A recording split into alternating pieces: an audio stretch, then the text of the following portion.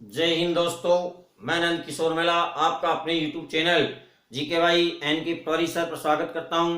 और दोस्तों, आज हम चोल वंश के बारे में बात कर रहे हैं और चोल वंश के बाद पल्लव वंश आएगा। और अगर आपने हमारे चैनल को लाइक सब्सक्राइब नहीं किया है तो आप लाइक करेंगे, सब्सक्राइब करेंगे, ये मुझे पूरा विश्वास है। जिन्होंने किया उनको भी बहुत बहुत धन्यवाद, और जिन्होंने अब तक नहीं किया है वो अब कर देंगे। मोबाइल फोन में यूट्यूब खोलेंगे और हमारे चैनल को सब्सक्राइब करेंगे, इसके लिए उनका बहुत बहुत धन्यवाद। अब हम बात कर रहे हैं कि चोल वंश एक महान वंश था, उसमें कोई शक नहीं है। चोलों की नौसेना सबसे मजबूत नौसेना थी और चोलों का प्रतीक था बाघ, टाइगर। चोलों के झंडे में टाइगर, क्योंकि दोस्तों दक्षिण भारत में ये तीन वंश रहे हैं। इसको हम संगम काल में पढ़ते हैं, इसको हमें अलग से एक टॉपिक में लेंगे।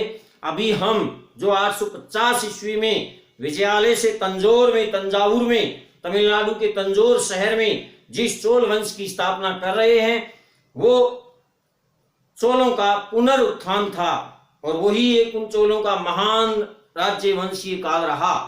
और देखिए दोस्तों, चोलों के इसी राज के दौरान चोलों की भारतीय इतिहास को जो महत्वपूर्ण देन है वो स्थानीय स्वशासन देन रही है। और इस जानकारी हम ले चुके हैं। परांतक प्रथम के उत्तर मेरु अभिलेखों में हमें स्थानीय स्वशासन की जानकारी मिलती है, और यही हमारे एग्जाम का क्वेश्चन है कि चोलों की सबसे महत्वपूर्ण देन क्या थी? स्थानीय स्वशासन। दूसरा, चोलों का प्रतीक क्या था? बाघ। और इसके बाद हम बात करें तो विशेषतया चोलों की जो प्रशासनिक व्यवस्था थी उसमें सबसे ऊपर की इकाई राज्य होता था, और राज्य सभी में होता है। तो हम थोड़ा सा चोलों के बारे में बात करते हैं, उसके बाद हम पल्लव वंश के बारे में जानकारी लेंगे।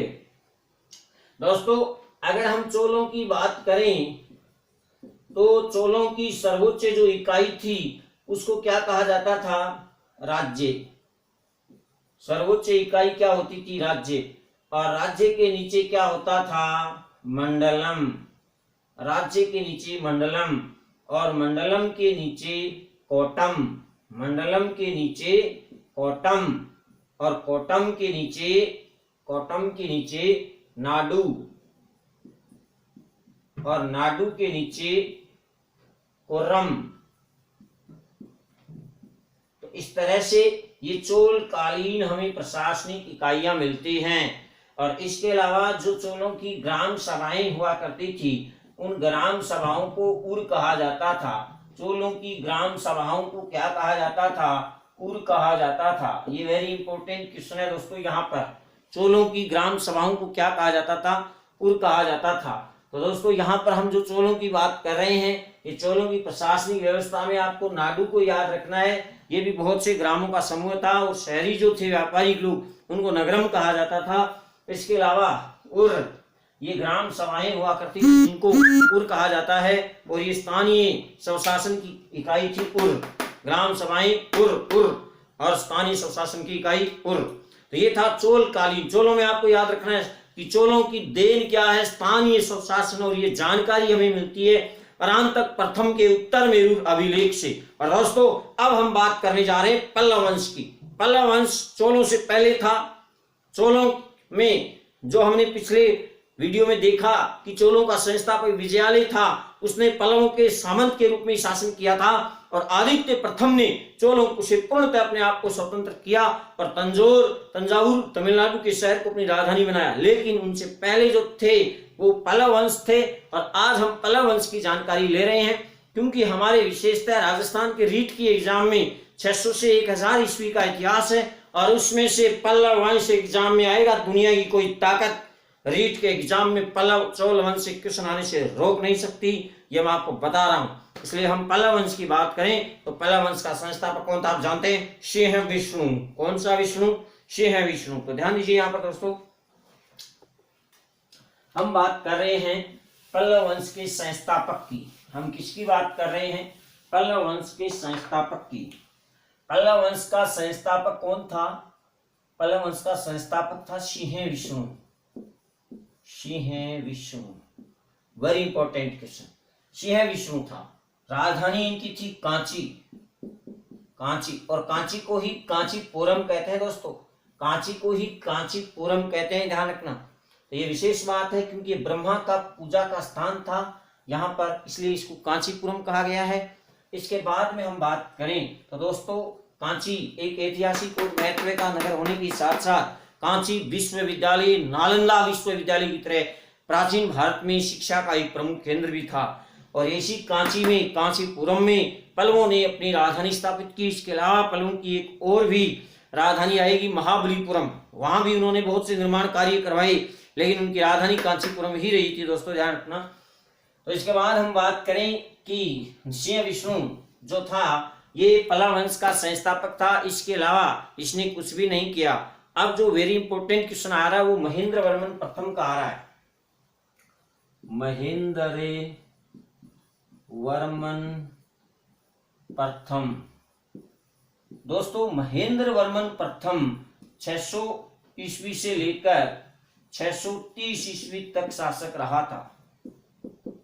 महेंद्र वर्मन प्रथम, इसको पुलकेशिन सेकंड ने सीन दिखाया था। ये वही चालुक्य बादामी का, वातापी का चालुक्य शासक है जिसने हर्ष को नर्मदा युद्ध में सीन दिखाया था, याद है। एहोल अभिलेख वाला पुलकेशिन सेकंड, चालुक्य नरेश हर्ष को भी सीन दिखाता है, और दोस्तों वो महेंद्र वर्मन प्रथम को भी सीन दिखाता है। अब महेंद्र वर्मन तो परास्त होना ही था, क्योंकि ये ग्रंथ भी आप देखिए कैसे लिख रहा है, मत विलास प्रहसन, ऐसे तो ये ग्रंथ लिख रहा है, हास्य विनोद की ग्रंथ लिख रहा है, मत विलास प्रहसन। ये ग्रंथ किसने लिखा था? महेंद्र वर्मन प्रथम ने लिखा था दोस्तों।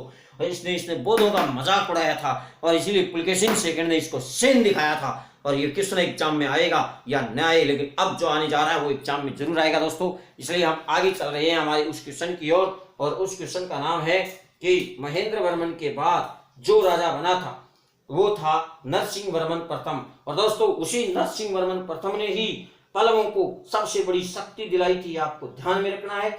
और दोस्तों यहां पर हम बात करें कि जो विशेष बात यहां पर महेंद्र वर्मन प्रथम के बाद में जो राजा बना उसका नाम था नरसिंह वर्मन प्रथम। ये वेरी इंपॉर्टेंट राजा आ रहा है, नरसिंह वर्मन प्रथम। दोस्तों नरसिंह वर्मन प्रथम जो राजा रहा था ये 630 ईस्वी से लेकर 668 ईस्वी तक रहा था।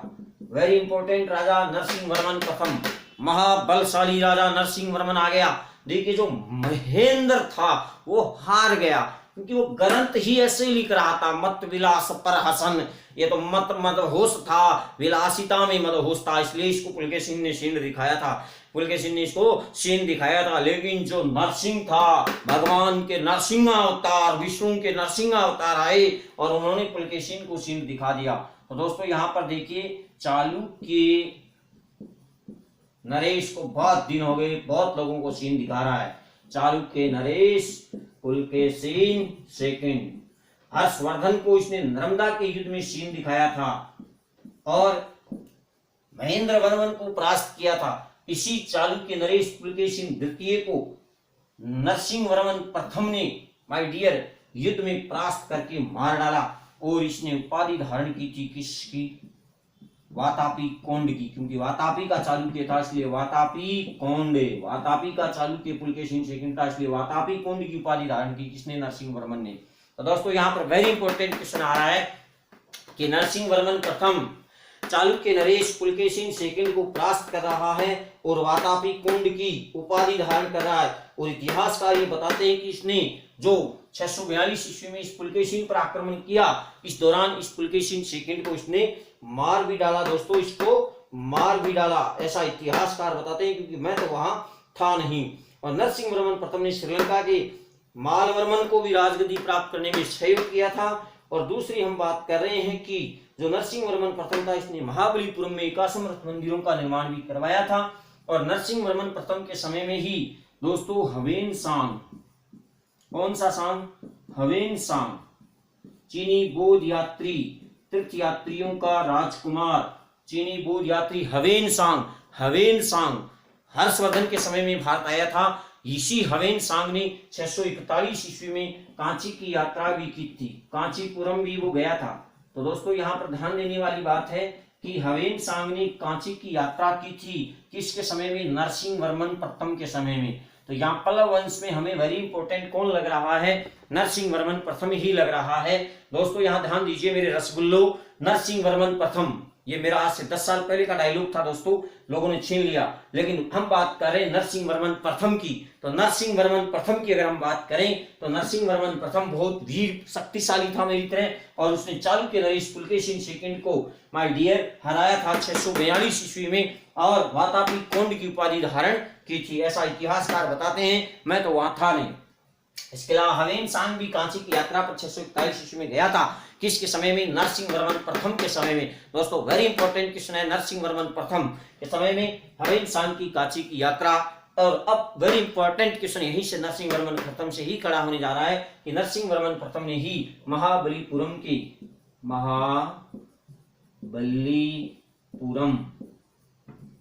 की रथ मंदिरों का निर्माण करवाया। महाबलीपुरम के रथ मंदिरों का निर्माण किसने करवाया था दोस्तों, ये भी हमारी इस नरसिंह वर्मन प्रथम ने करवाया था। तो दोस्तों आज चालुक्य नरेश पल्लव वंश के राजा आ रहे नरसिंह वर्मन प्रथम। आज अपने आप में हम नरसिंह वर्मन में खो जाते हैं, नेता हम भूल जाएंगे नरसिंह वर्मन कौन था और महाबलीपुरम के रथ मंदिर किसने बनाए थे। 6 महीने बाद हम भूल जाएंगे, 2 महीने बाद जब रीट की एग्जाम आएगी, इसलिए आप फिर से याद दें, आज आप नरसिंह वर्मन बन जाएं, भगवान विष्णु का नरसिंह अवतार धारण करेंगे तो आप पल्लव वंश के सिंह विष्णु बन जाएंगे। तो पल्लव वंश का संस्थापक भी कौन हो जाएगा, कौन हो जाएगा, सिंह विष्णु। तो भगवान विष्णु को याद करना, उनका नरसिंह अवतार याद करना है विष्णु का, तो विष्णु बनेंगे तब तो आप पल्लव वंश के संस्थापक हो जाएंगे। आज आप पल्लव वंश के संस्थापक बन जाइए कि मैं सिंह विष्णु हूं और मैंने पल्लव वंश की स्थापना की थी, और मैंने कांचीपुरम को तमिलनाडु को राजधानी बनाया था पल्लव वंश की, और नरसिंह वर्मन के रूप में मैंने अवतार लिया और पुलकेशिन सेकंड को मैंने सीन दिखा दिया। किसको, पुलकेशिन सेकंड द्वितीय को, जो चालुक्य नरेश था, जिसने हर्षवर्धन को भी परास्त किया था और जिसने महेंद्र वर्मन को भी परास्त किया था, उस पुलकेशिन सेकंड को परास्त करने वाला पल्लव नरेश कौन था। तो अगर आप नरसिंह वर्मन बन गए हैं तो आप बता देंगे कि इनको परास्त करने वाला नरसिंह वर्मन फेस्ट था। ये वही नरसिंह वर्मन फेस्ट है जिसने महाबलीपुरम के रथ मंदिरों का निर्माण करवाया था। दोस्तों ध्यान दीजिए, ये कांचीपुरम से थोड़ा दूर महाबलीपुरम एक बंगाल की खाड़ी के तटीय भागों का एक शहर है, ऐतिहासिक महत्व का, सांस्कृतिक महत्व का शहर महाबलीपुरम के रथ मंदिर है। वहां पर 5 पांडव भी हैं, द्रौपदी भी है, और वहीं पर है नरसिंह वर्मन की प्रतिमा। चट्टान को काटकर इस तरह की रथ मंदिरों का निर्माण किया गया है। वहीं पर नरेंद्र मोदी ने राष्ट्रपति चाइना वाले का स्वागत भी किया था, आपको पता है।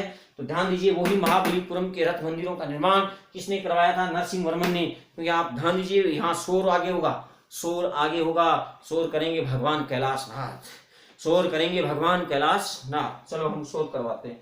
तो अब देखिए आ रहा है नरसिंह वर्मन सेकंड, क्योंकि इनके बाद में जो राजा आएंगे बीच में वो कमजोर राजा थे। तो यहाँ आप नरसिंह वर्मन प्रथम से 3 चीजें याद रखनी है। पहला, वातापी कोंडी की उपाधि धारण की, क्यों, क्योंकि इसने पुलकेशिन को चेप दिया। और दूसरा, महाबलीपुरम के रथ मंदिरों का निर्माण किया। तीसरा, इसके समय में कौन आया था, हवेन सांग 641 ईस्वी में कांची की यात्रा पर। और दोस्तों अगर हम नरसिंह वर्मन प्रथम के बाद की बात करें तो नरसिंह वर्मन प्रथम के बाद यहाँ का राजा कौन बना था, तो ध्यान दीजिए, यहाँ पर महेंद्र वर्मन आया। महेंद्र वर्मन के बाद नरसिंह वर्मन प्रथम आए, और नरसिंह वर्मन प्रथम 630 से 668 ईस्वी तक राजा रहे।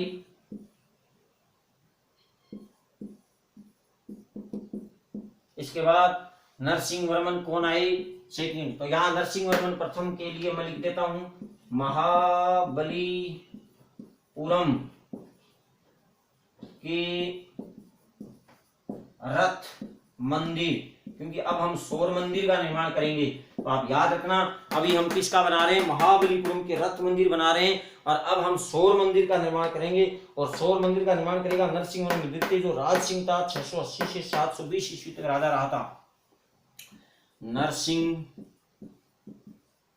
वर्मन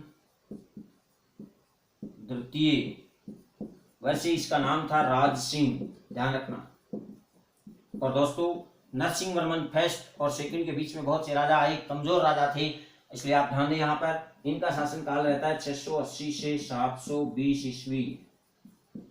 और इस समय नरसिंह वर्मन सेकंड तो वास्तव में राज सिंह था, इसने महाबलीपुरम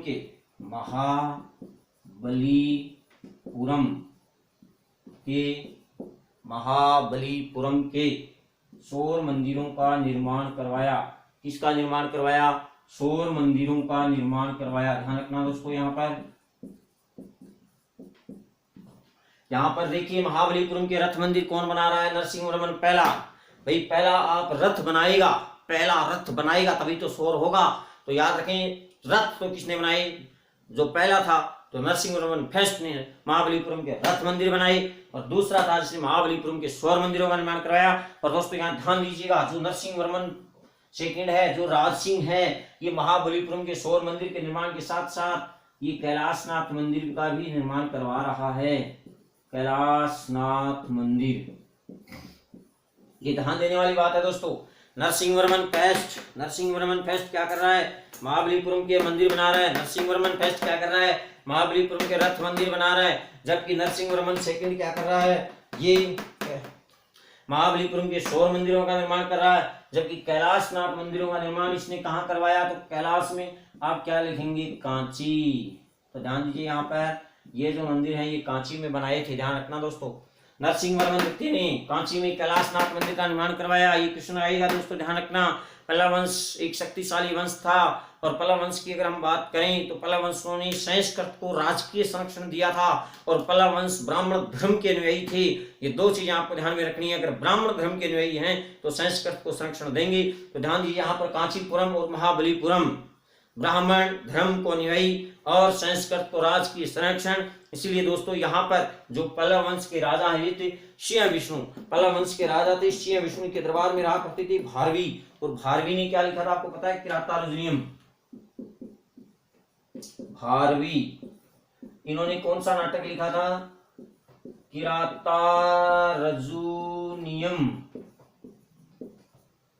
भगवान शिव और अर्जुन का किरात वेश में युद्ध होना, वही भारवी का नाटक है। और इसके अलावा इस नरसिंहवर्मन द्वितीय या राज सिंह के दरबार में रहा करते थे कौन? दंडी, संस्कृत के महान विद्वान थे दंडी, जिन्होंने लिखा था दंश कुमार सहित। नरसिंहवर्मन सेकंड के समय में कौन रहते थे? दंडी, संस्कृत के महान विद्वान, जिन्होंने लिखा था दस कुमार सहित। तो वेरी इंपॉर्टेंट क्वेश्चन, यहाँ पर संस्कृत को राजकीय संरक्षण दिया, इसलिए ये दो संस्कृत के महान नाटककार कवि हमारे सामने आ रहे हैं एग्जाम का क्वेश्चन लेके। तो दोस्तों ये था पल्लव वंश। अब हम एक बार इसको फिर से देख रहे हैं, ध्यान से देखिए। पल्लव वंश का संस्थापक कौन है? सिंह विष्णु। पल्लव वंश का संस्थापक कौन था? सिंह विष्णु। और सिंह विष्णु की अगर हम बात करें तो इसने राजधानी किसको बनाया? कांचीपुरम को बनाया। कांचीपुरम तमिलनाडु में है। और इसके बाद जो ये था सिंह विष्णु के समय में भारवी ने किरातार्जुनीयम नाटक लिखा था। याद रखना, क्योंकि इन पल्लव वंश के राजाओं ने संस्कृत को संरक्षण दिया, इसलिए भारवी इन्हीं के राज दरबार में रहा करते थे, सिंह विष्णु के ही दरबार में। ये दोस्तों ध्यान रखना, वेरी इंपॉर्टेंट क्वेश्चन है। और इन जो पल्लव हैं इनके अधिकतर अभिलेख भी हमें संस्कृत भाषा में मिलते हैं। Very important question. तो ये बहुत अच्छा क्वेश्चन है कि जो पल्लव वंश के राजा हैं, पल्लव वंश के राजा, इन्होंने संस्कृत को राजकीय संरक्षण दिया, संस्कृत भाषा को राजकीय संरक्षण दिया। दोस्तों ध्यान रखना यहाँ पर, इसलिए संस्कृत में ही इनके अभिलेख मिलते हैं माय डियर।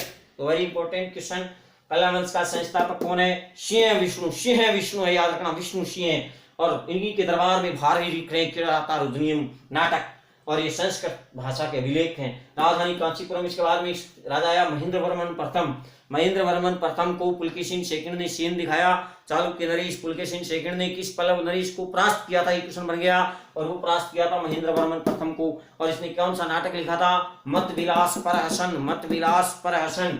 और नरसिंहवर्मन प्रथम था, इसने महाबलीपुरम के रथ मंदिरों का निर्माण करवाया, और इसने पुलकेशिन सेकंड को परास्त किया था। याद है दोस्तों, नरसिंहवर्मन प्रथम ने किसको परास्त सीन दिखा दिया? पुलकेशिन सेकंड को सीन दिखाया था, और वातापी कोंड की उपाधि धारण की थी। तो दोस्तों ये सीधा क्वेश्चन बन गया। वातापी कोंड की उपाधि धारण करने वाला पल्लव नरेश कौन था? वो था नरसिंहवर्मन फर्स्ट। चालुक्य नरेश पुलकेशिन सेकंड को परास्त करने वाला नरेश भी कौन था? नरसिंहवर्मन फर्स्ट। और इसने वातापी कोंड की उपाधि धारण की थी।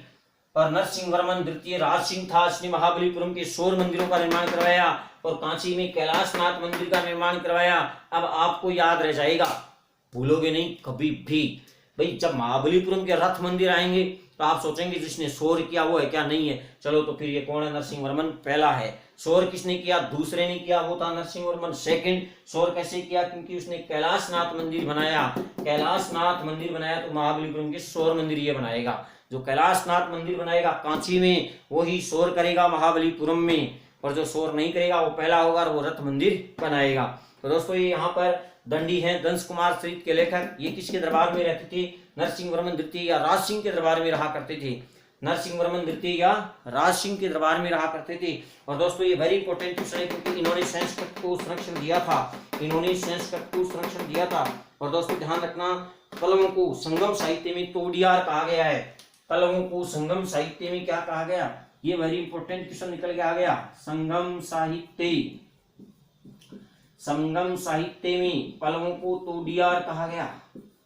तोडियार, ये ध्यान रखना भाई, कौन सा यार है, तोडियार। कौन सा यार है, तोडियार। पल्लवों को संगम साहित्य में क्या कहा गया, तोडियार। तो दोस्तों यहाँ पर ध्यान रखना, हमारी आने वाली एग्जाम में जो पल्लव वंश से क्वेश्चन आएगा वो पल्लव वंश का संस्थापक कौन था, सिंह विष्णु। और सिंह विष्णु के दरबार में कौन रहते थे, भारवी, जिन्होंने क्या लिखा था, किरातार्जुनीयम। और पल्लव वंश के राजाओं ने किस भाषा को संरक्षण दिया, संस्कृत भाषा को संरक्षण दिया। और पल्लव वंश के जो अधिकतर अभिलेख हैं वो भी हमें किस भाषा में मिलते हैं, संस्कृत भाषा में। और यहाँ हमारी दो मंदिर खड़े हो रहे हैं, यहाँ दो मंदिर खड़े हो रहे हैं। पहला महाबलीपुरम के रथ मंदिर, ये कौन बना रहा है, नरसिंह वर्मन फर्स्ट। और शोर कौन कर रहा है, जो कांची में कैलाशनाथ मंदिर बना रहा है। ऐसे याद रखना, शोर कौन कर रहा है, जो कांची में कैलाशनाथ मंदिर खड़ा कर रहा है वो है नरसिंह वर्मन द्वितीय या राज सिंह, जिसके दरबार में संस्कृत के महान विद्वान दंडी रहा करते थे, जिन्होंने क्या लिखा था, दंश कुमार चरित लिखा था। और दोस्तों संगम साहित्य में पल्लव वंश के राजाओं को क्या कहते हैं, तोडियार कहते हैं। वेरी इंपॉर्टेंट, हमने पल्लव वंश से बनने वाले सारे क्वेश्चन देख लिए हैं दोस्तों। धन्यवाद, जय हिंद।